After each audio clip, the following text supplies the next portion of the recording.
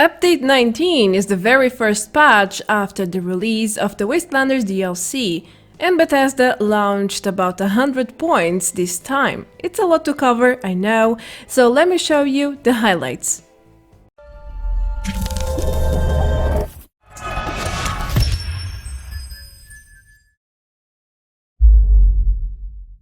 Hello everyone! Welcome back to another Fallout 76 video. We've got lots of new features and changes that went live this past Tuesday, and after spending some time reviewing and testing things, I came up with 25 main changes, which are basically the highlights of the update in my perspective.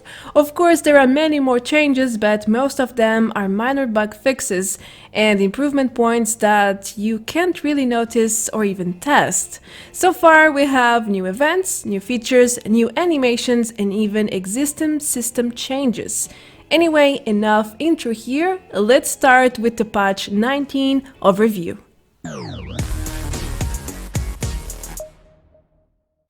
One of the most obvious changes is with the ally or companion system. You can now change your allies' clothes to pretty much anything you want. Just click on the new Customize button when approaching one of your companions and that's it. Note that if you equip armor, the stats won't apply to the NPCs. You can equip about anything you want, including the Atomic Shop cosmetics. However, you are not able to give them power armor or weapons. Keep in mind that they will lose their equipped gear when you scrap their personal camp item.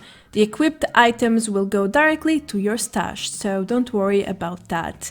If you wish to store the personal item, the next time you place it, the companion will spawn back with the items you have previously selected, and that's great. Saves you a lot of time.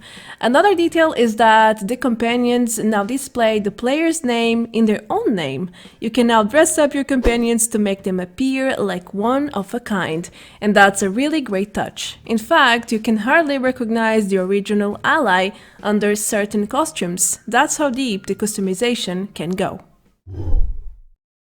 The Backpack Vanity update brought live a new feature that existed already for armor and weapons. Now you can basically change the appearance of your backpack in a few clicks. You no longer have to craft a new backpack and respective modes if you wish to use a different backpack skin. The system got simplified and that's amazing. It's much easier to change skins now. Additionally, Bethesda extended the backpack skins to the low tier or small backpacks, which means more players are now able to customize their backpacks in no time. Adventure in style in a simple manner. I really appreciate this change, it was about time. Oh, Nuclear Winter, the mode everybody loves. Jokes aside, Nuclear Winter got a few updates as well. We got some new rewards to claim until June the 11th, which means you have plenty of time to play and collect enough experience to unlock all the 8 new and exclusive rewards, which includes several weapon skins, camp items, and new outfits. Everything looks very nice, as you can see in the data mined images already. Remember, there is one new challenge with the respective rewards. It unlocks every day until May the 26th, so no matter how much you play right now, you won't be able to unlock all the rewards at once. Most of these challenges require 2k experience to unlock, which means you can unlock each reward with just a few matches, unlike it happened in the past where we had challenges for 5 and even 7k each. So happy farming and enjoy your new rewards! I got a few already and they look amazing! Something else you should know about Nuclear Winter is that there are 3 new weapons in the battlefield. You can now loot an explosive bow, a cattle prod, and even the GAUSS shotgun. The bow is nothing special, it's slow and hard to aim, however it does a lot of noise and it can be used as a distraction tool. The electric weapon is melee, so there's not a lot of use to it apart from killing NPCs. On the other hand, the GAUSS shotgun is quite strong and players are often using it now. I have recently had a teammate using it the entire match and he was destroying people very easily, so I guess it has a lot of potential. I still need to try it out myself though. Next, the items auto-name system has received an update as well. We now have a new rule that generates the gear name. At the top of the list, you have the legendary primary effect, followed by the atomic shop cosmetic name, then the mod's name, and finally, in the last place, we have the weapon or armor's name itself. Honestly, I did notice that the system was quite messy when I rolled dozens of items at the POTCU. Sometimes the item names would feature secondary legendary effects instead of the primary ones. Now things seem to be more organized and structured, which is always a great thing in my opinion. Anyhow, you can always change your gear names, so this point might not make any difference for some of you. Well, the treasure hunter event has just begun and you must farm mole miners in the HEAP region to get a chance to find special mole miners in order to get their PAILS. This is a community event and it works exactly like the past holiday scorch. The logic is the exact same. When there is a special mole miner, you will hear a sound and it looks like this one. Thanks to Kai for sending this picture since I didn't have a chance to play since I am voice-overing this video. Collect as many PAILS as you can to loot exclusive rewards, which includes rare plans for animal mounted heads and a lot more things, as you can see. The highlights are actually brand new items such as 2 new costumes, the treasure hunter and the insurgent, a new backpack skin, the safari Colossus, a red stag hunting knife skin, the marine armor helmet. Finally, you will be able to get it the legit way, and the circus cage camp item as well. There are dozens of items you can get from the PAILS though, so you better get started since the event only lasts for 5 days, until May the 25th. So good luck, and I hope you find lots of PAILS. If you have a lot of caps to spare, you can buy a few PAILS from standard vendors to craft your own goodies. You get an increased chance to roll some rare items as well, so it's not such a bad idea to craft a few. You can trade or gift craft PAILS, so keep that in mind. However, in the end, you will get most of your treasures from farming mole miners. There's only so many caps you can make per day, and the event only lasts for 5 days. Just saying, it's not so easy to make thousands of caps if you are not going to farm for hours, or most of the day in this case. The highly anticipated FASNACT parade is finally making a return, and this time with more rewards and improved points. We waited for so long and finally we are going to get it now next week. It will go live for a full week at the end of the month. It will start on May the 25th.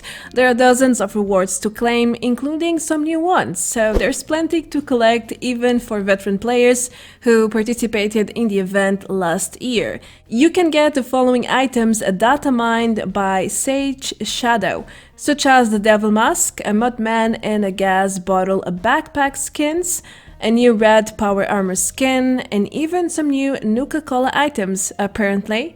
Most of these items will be tradable, so you can exchange them with your friends for missing plants and items, and so on.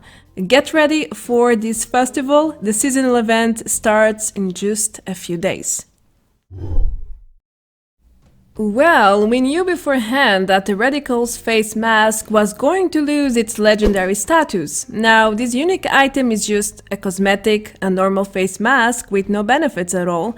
I mean, it still looks great and I will be using it for sure, but I can only imagine many of you are upset since you lost attributes. I mean, a lot of people had the unwielding mask, so yeah.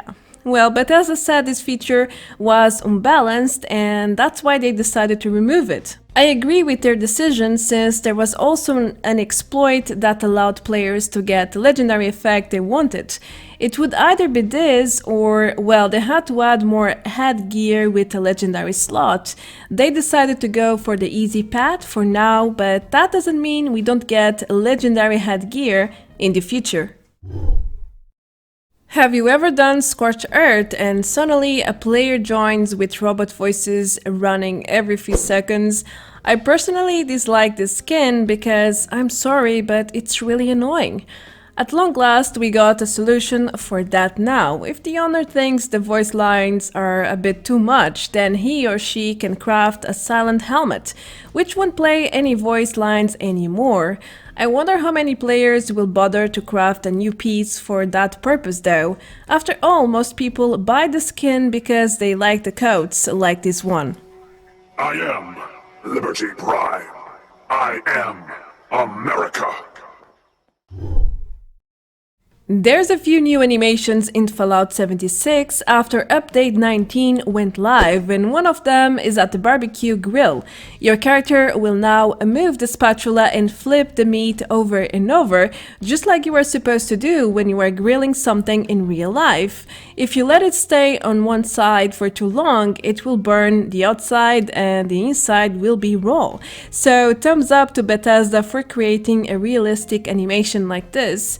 It surely looks much better than the cooking station cutting loop, at least. Another glorious new animation is the one at the Grognak throne. Instead of just sitting on it like any other chair or sofa, you will now sit to conquer the world, literally. You get an axe in one hand and you will be moving your other hand on the skull while sitting with style. I wish they had added this sooner because it looks really nice. We really need more unique animations for different camp items like this one. That also would bring extra incentive for people to get certain items instead of others. It's not just about how they look like anymore, it's also about what you can do with them. Apparently, several camp glitches have been fixed as well. Bethesda didn't go into details as usual, but they mentioned that the camp budget glitch is now fixed, as well as another one related to item duplication. So let's hope that is true. I mean, with so many glitches emerging almost every day, it's important to get old ones fixed at least. Well, better than no fixes at all, don't you think? The turret bug, where one becomes hostile and attacks another one, is quite old as far as I know. It got fixed in the past, but then it emerged once again for some reason. Recently, lots of players reported their turrets going mad and creating chaos, mostly sound chaos at their camps. So there you go, another fix that might be useful to you. I have been testing with 2 turrets in the past 2 days and I haven't seen them behaving strangely yet. So hopefully this bug has really been fixed for good this time. The Wendigo Colossus got several bug fixes. The first one is related to a bug where he would stop receiving damage for no reason at all. The other 2 are related to, well, how this new boss gets stuck very often everywhere, which is kinda true. I have experienced it a few times, especially in the Cranberry Bog where I usually find him. At the Overgrown Grove, he would get stuck in the channels or between the trees very often. Now it should all be fixed. Too bad we rarely get to find the Colossus though. Oh well, soon we will get a new event with this boss, so hold on a little bit longer everyone, we are almost there. Bethesda tried to clear all the enemy spawns in main settlements such as the crater and the foundation, which makes a lot of sense, especially because some of the NPCs don't even fight back. So it's kinda weird to see enemies walking around and nobody even cares. The intention is good and it should be done, however, whatever they did was not enough to fully fix this bug. Several players have already reported finding enemies in these locations after the patch, especially at the foundation, so this one is not fixed yet, far from it. Now, there were several server stability and performance points, which should allow you to experience less server lag and crashes in general. In theory, it should be that way, but I'm not so sure about that. I have seen several players complaining about sudden lag, and even the game itself seems to be crashing more than usual. For example, I have crashed over 10 times in the past 2 days. Some of the crashes were random as well, like in the middle of an event, which never used to happen before. Generally, my game crashes during loading screens, and that's about it, or when I eat or drink stuff from the inventory. So this is a bit worrisome to see my game crashing during events when it never used to happen before. How about you guys? Did you notice any changes here? Are you crashing more or less? Do let me know in the comments below. Another exploit fix with update 19 is about fusion cores. Well, what can I say about this one? It was around for quite some time, I think at least 2 months. It took them long enough to put an end to this bug or glitch or exploit, whatever you want to call it. Anyway, it seems like there was another bug with fusion core weapons which weren't firing correctly when using this type of ammo. Now it should be fixed. I couldn't test any of it though, but I do believe it is true. The power armor system has been bugged for about 1 year regarding this fix. You could add a jetpack to any limb you wanted. Bethesda has finally realized this and fixed the system, and you can now only apply the jetpack mod to the torso piece. However, and that's the curious part here, if you had a jetpack added to any other piece, you can keep it that way. Just make sure not to touch your power armor and you can enjoy it the way it was before the patch. You just can't add it to a new crafted power armor. Quite strange, don't you think? Maybe they will remove it in the future as well. It would make a lot of sense. Alright, I added this point just to let you know in case you haven't bothered to check the patch notes, but there were dozens and dozens of fixes for quests and missions. Even events. And I do mean about 40 of them, so it's a lot of changes indeed. Most of them are bug fixes, so it's not something you should intensively explore in my opinion. It's there, it's great to have, but it's nothing the regular player should be, reading line by line. It's just a great thing to know in the end that Bethesda is actively working to improve the gameplay in general. I was very happy to see this point in the patch notes, to be honest with you. So, if you often try to consume items from the world, you surely noticed before that sometimes it used to fail. You would click to consume a food, for example, and nothing would happen. Well, they have improved the system, thankfully, and things are indeed better. I haven't encountered a failed attempt yet, and I have been eating and drinking a lot directly from the world for testing purposes. Even if it's not 100% fixed, things got much better, massively better, and that's wonderful in my view. Okay, this point sounds important, but I'm not sure how important it is, to be honest here. I rarely trade, and most people I have asked also don't trade at all, so I don't know exactly what they mean with inspecting while trading. As far as I know, you could see items in their details while trading one-on-one before the patch. Maybe you couldn't inspect and that's the news here, but I'm not entirely sure. Well, either way, you can fully inspect any items now from the other player's inventory, and that's okay, I guess. If you trade a lot, then that's wonderful. If not, it doesn't really make a difference. In my case, that's what it is. Ay caramba, so Bethesda released the veteran outfit with the Wastelanders DLC, but it was kind of bugged. The backpack wouldn't show with this outfit on. Now it does, it has been fixed, and that's amazing. I have been using this outfit a lot lately, so it's great news. Things look so much better now. Another change is with the RAIDER'S gas mask. There was an inventory bug before where it wouldn't only equip other head pieces if you had them on, of course. So you would always keep a mask or a helmet on under the gas mask. It was weird. Now it's working as intended, and that's great. Something quite strange I have discovered on my own is that instrument chairs are kinda broken now. I did see this patch note where Bethesda supposedly fixed these items, but you had to die for them to display invisible instruments. Well, first, I haven't died while playing them at all, and secondly, even if I had died, they should be fixed, so something went terribly wrong with this point. Certainly not fixed, as you can see. At least playing the instruments still works, so it's just a visual glitch for the time being. Another frustrating bug is the fact that the recent Atomic Shop item WATERMILLS no longer rotates. Yep, the animation is completely gone, and now all you can see is some water splashing while the mill stands still. Again, it still works, it will power up your camp, but you can see it moving as before the update. And that's a shame, because it's a brand new item. Hopefully they will bring the animation back soon enough.